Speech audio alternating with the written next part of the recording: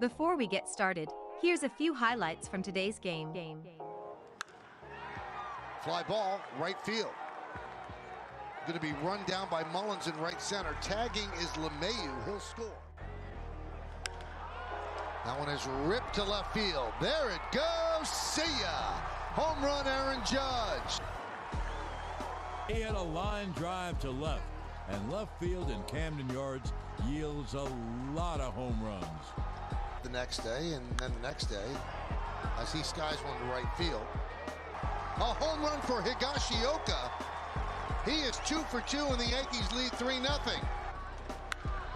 Hit sharply and through for a base hit. Stanton is going to come home. Here's the throw. Here's the play. He's out by plenty. Ruben Odor. What a play by Ruiz from his knees. Please.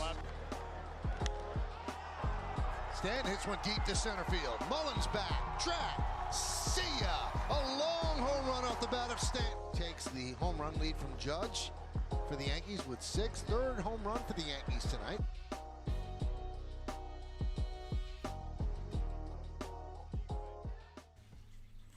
Hello everybody, welcome back to NYY Recaps. I'm back. I actually took last night off because I wanted to work on some of the broadcast presentation stuff that you're seeing. And after Matt Harvey set down 11 people in a row, I started thinking, I don't think the Yankees are going to win this game. It was kind of like in Beetlejuice when that football team finally discovers that they're in the afterlife. And they're like, Coach, I don't think we survived the crash. In like the 5th inning, I was thinking, there is no way. I don't think we're going to win this game. So I decided just to go ahead and put my time into the channel. Yankees win tonight. First off, before I get to my notes, bon voyage to Mr. Sockman. Mike Tauchman traded to the San Francisco Giants today for Wandy Peralta. He's a left-handed pitcher. He's got really good stuff according to StatCast. He's got a 4.92, I think, career ERA. Shout out to Yankees Avenue for posting that information. He's basically a middle reliever, not dominant stuff, but StatCast says that he's in the upper echelon in terms of like spin rate and keeping guys off the barrel. So it'd be interesting to see how the Yankees use him. Great start from Corey Kluber tonight, so hopefully they won't need him. But let me get to the notes here. I'm actually missing a page. Here we go. All right, so top of the first. Yankees play small ball, get their first sac fly of the year after a DJ LeMahieu double and a Judge single. Gio hits a sac fly to right field. Yankees go up 1-0.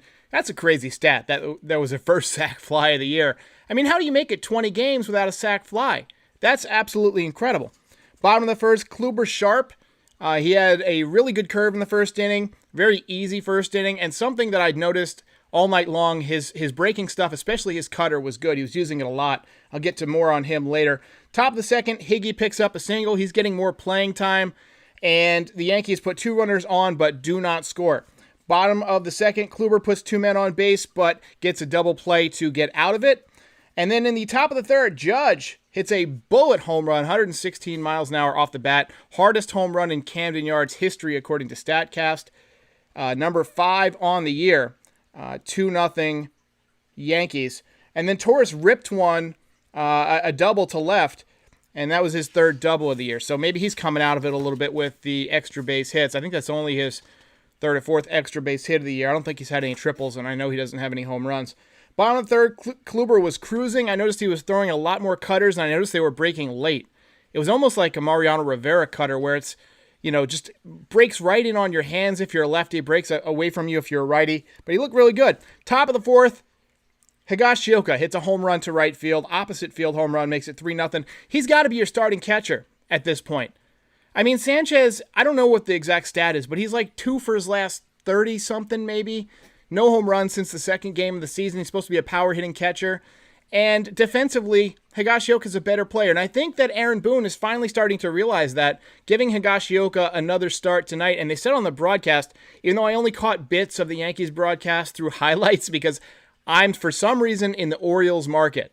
I'm in North Carolina. I'm like a 5-hour drive from Baltimore. But when the Yankees play the Orioles, I have to watch on the Orioles station because the Yankee station is blacked out. Stupid. It's so stupid. I was talking about this with my dad the other day, that MLB has these blackout rules. You're trying to grow the game, and you're going to black out They used to do that so that you'd be forced to watch it on the local stations or go to the games. But now there really aren't that many local stations that carry baseball, and you can't even go to the games. Anyway, Higashioka homers, so he's doing really nice so far. Stanton picks up a 119-mile-an-hour single. Seems like every day he's hitting 115-plus these days. He's really coming out of it. Gio singles in a run, but Stanton gets thrown out by 19 miles going into home. What was Phil Nevin thinking over there? Was he asleep? The third base coach? What was he doing? Bottom of the fourth, Maikel Franco gets an infield single to pick up an RBI. It's 4-1. And then top of the fifth, Yankees go quietly against former prospect Dylan Tate. Bottom of the fifth, easy inning for Kluber. Again, he was just in cruise mode. Now maybe it was just the not great Orioles offense, but Kluber looked as good as he's looked as a Yankee, and I'll get more on him in a minute. Top of the sixth, Ruiz made a great play to rob Odor of a hit, and Odor got robbed twice tonight, once at second base and once at third base, so Odor is hitting the ball really hard. I gotta say, I'm kind of impressed with Odor. In the beginning, and I still don't like his swing because it seems very loopy and pull mode, but I've seen him shorten up and go the other way, including tonight where it got picked off, and I saw him drive one to left field the other day. So honestly, and don't take this out of context. His left-handed stroke when he goes the other way reminds me of how Didi Gregorius used to go the other way, where he would pull his hands in and just drop that bat head on it. And so I'm liking what he brings. He's brought some good energy, so let's hope Odor keeps playing well. Bottom of the sixth, a walk and a single for the Birds, but Kluber gets out of it. Top of the seventh, Stanton hits a monster blast, his sixth of the year, to center field, 434 feet. He takes the home run lead right back from Judge. Bottom of the seventh, I was surprised they sent Kluber back out there. He got 2 outs but left 2 men on base through 96 pitches, so he's finally starting to get stretched out a little bit. Kluber, my overall thoughts on Kluber tonight were his breaking stuff looked good. He had decent command. He did walk 2 folks, but 6 2/3 innings, gave up 6 hits, 8 base runners, so probably a bit much. 8 base runners in 6 2/3 against the Orioles isn't great, but he was able to stop the damage. He was able to pick up a big double play, and his breaking ball was late. It just seemed later and sharper than it had been, and he's notoriously a slow starter, so maybe, I'm praying to the baseball gods, maybe he's starting to come out of it and he's going to be a reliable starting pitcher for us. I see an unhinged KC comment. I'm going to have to go back and look at the comments later on. I was talking to Patrick. I texted him earlier. He's big on the Royals, right? And I heard on MLB Network they said, who could have predicted that the Royals would have such a good start? And I was just like, Patrick. So I texted him about it. Top of the 8th, Yankees go quietly. Bottom of the 8th, Loaiza touched 100 miles an hour twice on the Masson gun. I'm not sure what the Yankees gun was showing. I did see a tweet from, I want to say Talkin' Yanks, that showed it hitting 100 miles an hour, but I definitely saw 2 100s on the Masson gun. And then there was this weird ball boy incident where there was a fly ball down the left field line, and Clint Frazier is running towards the foul line to try and catch this ball. And the ball boy just kind of leans up against the wall instead of getting out of the way. And Clint Frazier was going to plow into him. He had to pull up. He could have caught the ball, but he's thinking, like, do I catch the ball and kill this kid? Or do I just let it drop and be a foul ball and cost my pitcher an out? He was going to plow into that ball boy. I'm on one hand, I'm glad he didn't, because that ball boy would have been sent into the next time, space-time continuum.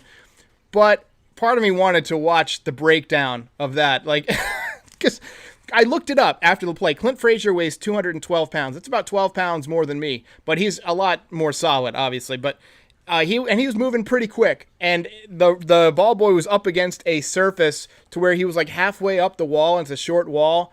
He seriously could have broke this guy's back. It would have been gnarly, but anyway, he let it drop. And then he was kind of shaken off in disbelief that the ball boy wouldn't get out of the way. Top of the 9th, Yankees go quietly. And then bottom of the 9th, Lucas Litke gets the Orioles quietly. Yankees win this one. That is 1 in a row. Let's hear it from John Sterling. Ball game over. Yankees win. The Yankees win. All right. So I wanted to say sorry for missing last night. I really did I wanted to put some work in to the broadcast here. I've got a new layout. You might notice I was having an issue with stuttering on the highlights when I would show them in the beginning, and I couldn't figure it out why. So I decided just to basically delete my entire project and start over. Jesus Chavez says, Frazier and Hicks need to go ASAP. Look, I've been very patient with Clint Frazier, but he needs to get it together quickly or he's going to end up in AAA. Look, I was really surprised that they traded Mike Tauchman because I thought Tauchman might be next up when Clint Frazier inevitably continues to struggle. He's just lost right now, and his swing has looked pretty good. He hit one hard tonight at the at the shortstop. And he's had a few walks lately, but he's just not doing any damage. April's almost over. You got to come out of it, kid. You got to get going. This is New York. This is New York. This is not Cleveland. You have got to do something with the bat here, Clint Frazier. And look, I appreciate the good defense. His defense has been pretty good this year. And, you know, I'm feeling more confident in him as a left fielder. But Christ almighty, would you hit a fastball down the middle and stop taking perfect pitches and then swinging at ones in the dirt? I just don't get it. Michael McGuackin, Jesus Christ, that's big. Do you think Gary Sanchez's failure is with Boone because Girardi, he was a catcher, and so he and Sanchez can relate? Because ever since Boone got there, Sanchez hasn't been the same. I do want to talk about this a little bit. So apparently, and I've heard different people say different things, whether or not Boone was too hard on Gary Sanchez or not hard enough on Gary Sanchez. I want to say in Bob Klapich's book, Inside the Empire, they talk at length about that decision and about the hiring of Aaron Boone versus the hiring of Joe Girardi, or the firing of Joe Girardi in this case. I will say this. Gary Sanchez did seem to play a lot better under Joe Girardi, where he could get catching advice. But I can't blame his lack of offense on Joe Girardi, or on Aaron Boone, rather. To me, it's just a matter of chasing bad pitches out of the zone. I really do think Gary Sanchez might need some glasses. I don't know if they give these guys... Easy for me to say.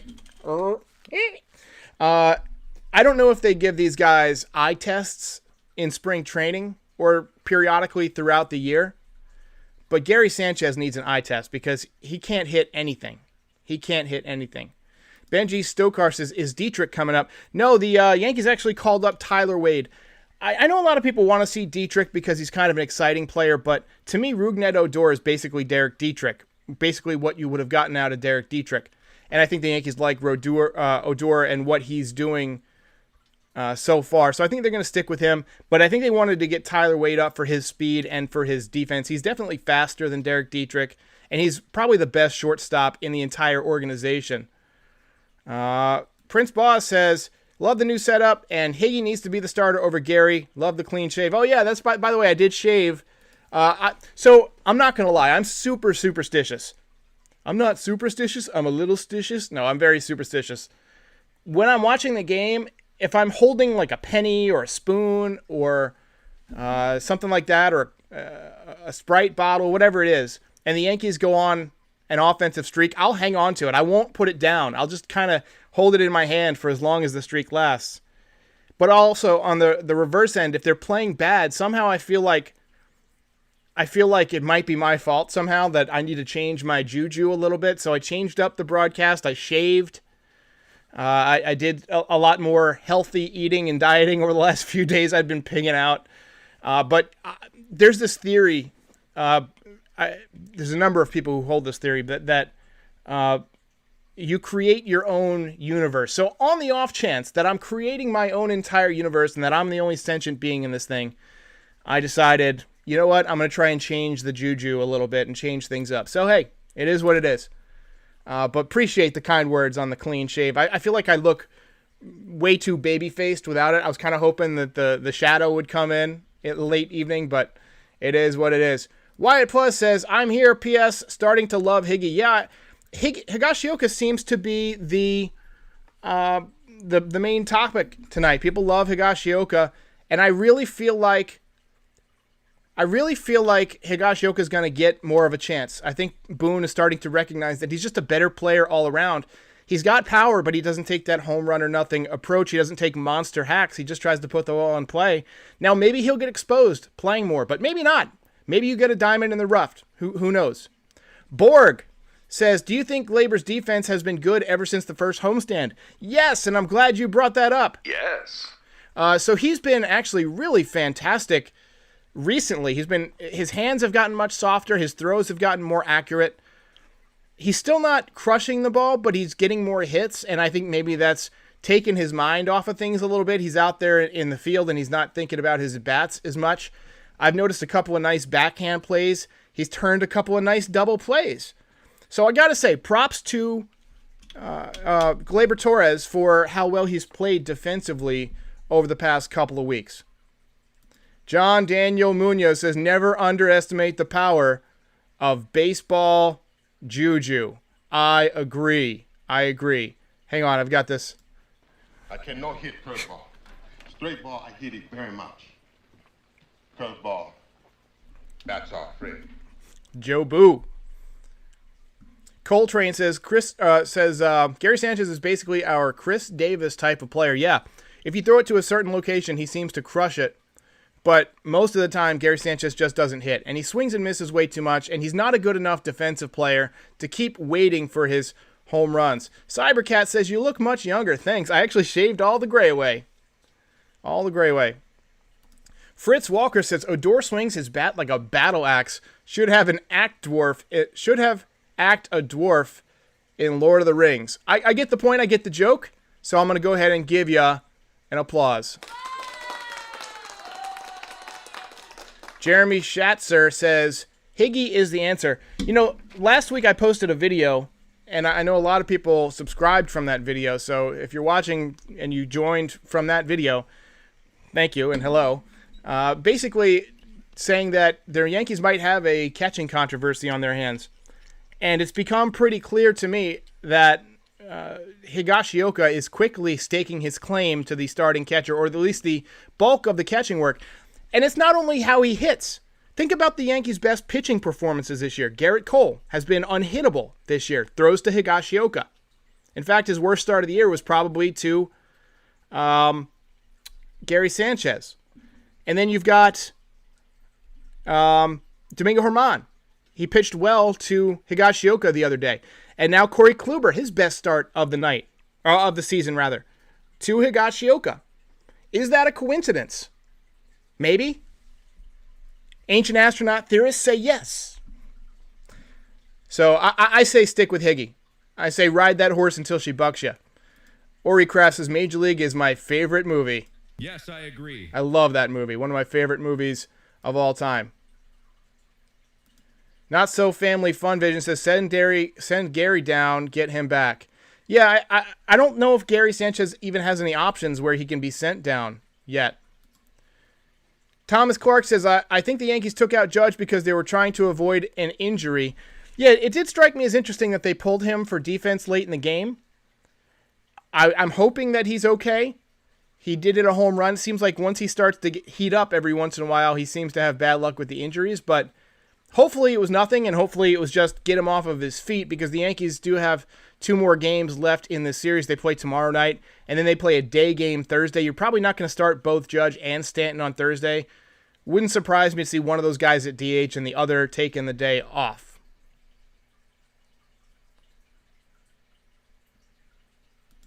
Jaden Sanchez says, I'd rather trade Frazier than Tauchman to San Francisco. Hey, you're entitled to your opinion. I still think Frazier's going to be a really good player. He just needs to get it going, get it figured out here pretty soon.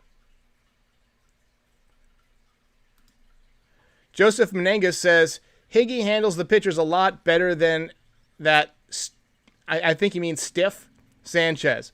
I gotta say, he really does. He calls a really good game. What I like about Higashioka is he's basically a wall back there. You know, if you throw it in the dirt, he's going to block it. They teach you as a catcher, if the ball's headed towards you or in the dirt, collapse and steer the ball with your chest protector back towards home plate. And Higashioka does that really, really well. And he does it a lot better than Gary Sanchez. Gary Sanchez, even in crucial situations with guys in scoring position, I've seen him a lot of times trying just backhand balls that are in the dirt. It's just, and I hate to say this word because it has a bad connotation, it's a lazy way to play baseball. He never puts his hand behind his back when he's catching, right? He just leaves it out there to get hit by a foul tip, and it happens a few times a year. That's got to affect your offense, right? I mean, how easy can it be to hit when you've probably got contusions all over your hand? And those things don't go away very quickly. And also, you don't have a lot of meat on your hand. So when you catch a ball 90 plus miles an hour off your bare hand, that's got to hurt. That's got to hurt. All right, guys, appreciate everybody who joined tonight. Sorry I took last night off. I'll be back tomorrow after the game. I will see you next time.